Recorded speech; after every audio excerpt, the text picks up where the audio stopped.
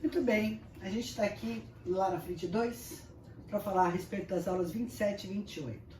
Vamos, a partir de agora, começar a estudar PA e PG, progressão aritmética e progressão geométrica. Vamos começar na PA. Dado uma sequência qualquer, como é que você descobre se ela é uma PA?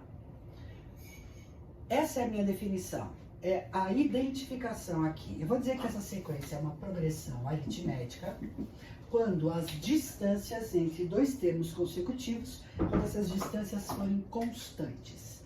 Então, se eu fizer A2 menos A1, tem que ser igual a A3 menos A2, A4 menos A3 e assim sucessivamente. Se todas essas diferenças representarem uma constante, você diz que essa sequência é uma PA. Essa constante se chama razão da PA, que normalmente a gente representa pela letra R minúsculo. Então tá bom, vamos lá para a primeira definição? Razão da PA é a distância ou é a diferença entre um termo qualquer e o seu antecessor, ok? Muito bem, diante disso, a gente tem aqui uma classificação. Essa classificação eu fiz por meio de exemplos mesmo. Então, qual que é a história? Eu tenho a primeira progressão aritmética aqui. 2, 4, 6, 8, 10 é uma PA crescente, porque a razão é positiva. Está somando um número positivo a cada um desses termos, né? Sempre o mesmo, para chegar nos próximos. Já nesse caso, se eu subtrair o segundo do primeiro termo, ou o terceiro do segundo termo, você vai ter uma razão negativa. Portanto, a minha PA é decrescente. Razão negativa. E no último caso, você tem uma PA constante, que é aquela PA cuja razão vale 0. Então, dá para perceber que se você tiver o primeiro termo e essa constante que a gente chama de razão, você vai obtendo a sua sequência infinitamente. Isso significa que, dado o primeiro termo e a razão, eu consigo montar uma fórmula do termo geral. Então, vamos lá. A partir do primeiro termo, quem é o segundo termo? É o seu antecessor mais a razão. Legal. E o terceiro termo? O terceiro termo é o A2 mais a razão. Mas como o A2 está escrito aqui em cima, eu vou dizer que ele é A1 mais duas razões. Beleza? E o A4? O A4 é o antecessor mais a razão. Olha o antecessor aqui. Então, o A4 é A1 mais 3 razões e assim sucessivamente. Quanto mais você se afasta do primeiro termo, mais razões você acumula em soma. Isto significa que dá para fazer uma relação entre o índice do termo e a quantidade de razões. Se eu estou no segundo termo, é porque eu somei uma razão. Se eu estou no terceiro termo, 2 razões. No quarto termo, 3 razões. E no enésimo termo, a partir do primeiro, ele é o primeiro mais N menos uma razões. Essa aqui é a fórmula do termo geral. Então, esse aqui é o começo do estudo das progressões aritméticas. Eu vou apagar isso aqui, daqui um minutinho eu já volto. Muito bem, continuando aqui, eu tenho duas observações importantes para fazer a respeito do termo geral. Primeira observação. Eu descrevi aquela fórmula do termo geral começando sempre no A1, que é o primeiro termo, e chegando no termo em questão. Vamos supor que ao invés de ter o A1, eu tenho um termo numa posição qualquer AN. E a partir do AN, eu quero chegar no AN, que é o termo que está à direita dele, tá certo? Com N menor do que N. Como é que eu faço para sair daqui e chegar lá?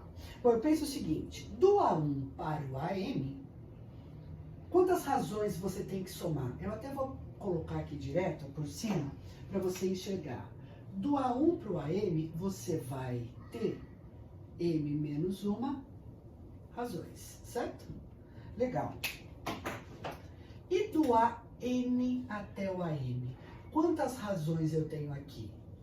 M menos N razões. É essa a diferença, né? É o quanto você anda a partir do AN para chegar no AN, que corresponde ao número de razões.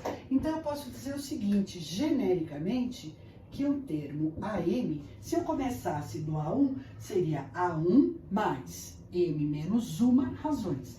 Mas como eu vou começar do AM, o AM é AN mais M menos N razões. Eu não preciso decorar isso aqui. É só uma generalização dizendo que a fórmula do termo geral, ela é composta por essa ideia de se ter um termo inicial, a partir do qual você está contando, e quantas razões você soma até chegar no termo que você quer. A segunda observação, na verdade depois 2 e 3, seriam maneiras especiais de eu escrever 2 termos em PA ou 3 termos em PA. Por que são maneiras especiais? Porque elas fazem com que eu efetue poucas contas. Então, quando eu me refiro a 3 termos em PA, eu posso escrever A1, A1 mais R, A1 mais 2R, mas eu prefiro escrever de maneira equilibrada. Ou seja, eu começo pelo termo do meio, que é o X, o seu sucessor é X mais uma constante e o antecessor é X menos uma constante. Esses 3 termos formam uma PA, cuja razão é C. Quando eu falo 3 termos, é um número ímpar de termos, porque eu tenho o termo central. Para a direita eu somo, para a esquerda eu subtraio essa constante. Em 4 termos, como é que se escreve 4 termos em PA? De maneira equilibrada. Em 4 termos eu não tenho termo médio, então eu começo pelos 2 do meio. Para a direita eu somo, para a esquerda eu subtraio uma constante. Com isso você percebe que a distância entre esses 2 termos é 2m. Isso significa que se eu somar 2m para a direita e subtrair 2m para a esquerda, eu continuo com uma sequência chamada progressão aritmética. Neste caso, a razão vale 2m, tá certo? Então, quando eu consigo escrever de maneira equilibrada, eu faço menos contas nos meus exercícios. Ah, não vou lembrar sobre isso. Beleza, escreva de maneira intuitiva. Muito bem. Essa maneira de se colocar os termos na sequência gera para a gente 3 propriedades extremamente importantes. São bastante redundantes, mas eu gosto de falar delas porque, afinal de contas, o que acontece aqui é uma reafirmação da ideia, tá? Então, vamos começar. Primeiro, média aritmética.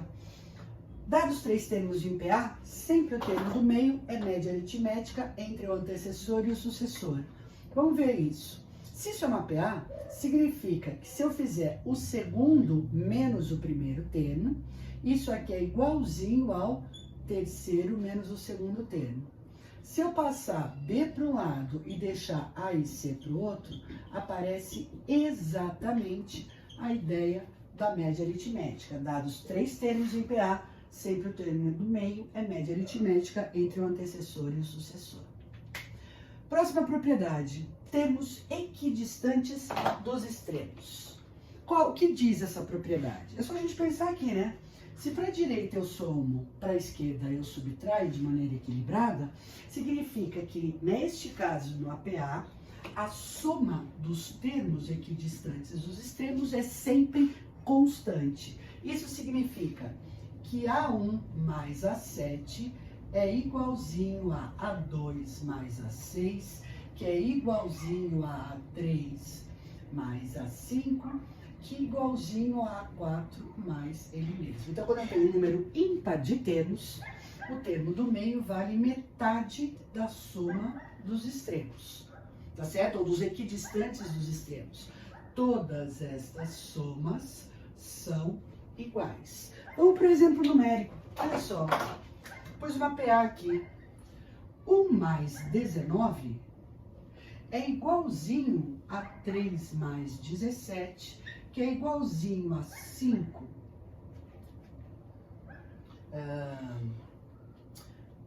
Aqui a gente tem que pôr mais um, né? Mais 13, então é 11, 13, 15, legal.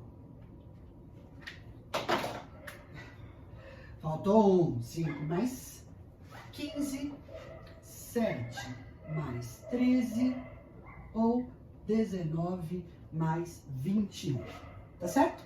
Soma dos equidistantes dos extremos é sempre constante. E essa propriedade me leva à terceira, que é super encaixada com o que a gente falou lá. Na verdade, é um resumo, uma generalização daquilo lá. Como assim, Cláudia? Vamos supor que eu peço assim para você. Eu gostaria que você somasse todos os termos dessa sequência. 1 mais 3 mais 5 mais 7 mais 9 mais até o 19. Qual é a maneira mais rápida de eu fazer isso? Ah, somando da esquerda para a direita ou eu somo pelas pontas? Ah, pelas pontas, porque pelas pontas a soma é sempre constante. Então vamos lá, quanto dá a soma de todo mundo aqui? Quantos termos você tem ali? Ah, eu tenho 10 termos. Tá legal. Quanto dá essa soma? Ó, dá 1, 2, 3, 4, 5 vezes 20. Ou seja, se eu somar todos aqueles termos ali, aquilo dá 100. Ah, mas da onde sai? Como é que eu faço para generalizar isso para esta PA aqui de cima ou para uma PA de N termos? É só a gente pensar. De onde vem o 20?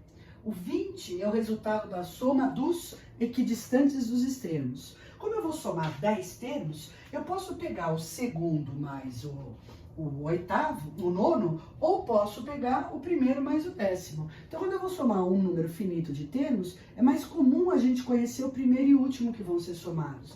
Então, esse 20 pode ser escrito como A1 mais A10. E o 5 é o número de vezes que você soma o primeiro com o último termos. Quantas são essas vezes? 1, 2, 3, 4, 5. Quer dizer, para rolar uma soma, eu preciso de 2 termos. Se a minha PA tem 10 termos, eu tenho 5 somas. Ah, então esse 5 é o número de termos sobre 2. Vamos ver se isso funciona para o primeiro exemplo também. E se eu quisesse somar esses 7 termos aqui? Como é que você faria? Eu faria o primeiro mais o último, né? Quantas vezes? 1, 2, 3 vezes e meia, porque aqui eu estou somando um A4 com ele mesmo. Então, se são 7 termos, eu faço 3 somas e meio. 3 sobre 3,5 é 7 sobre 2. Ah, então eu consegui generalizar. Como assim? Vou somar N termos numa PA. Como é que você faz? Você pega o primeiro, soma com o último. Quantas vezes? Se eu tenho N termos, eu tenho N sobre 2 somas. N sobre 2. E essa é a minha fórmula geral para soma. Bacana? Muito bem. Agora é só a gente se divertir nos exercícios.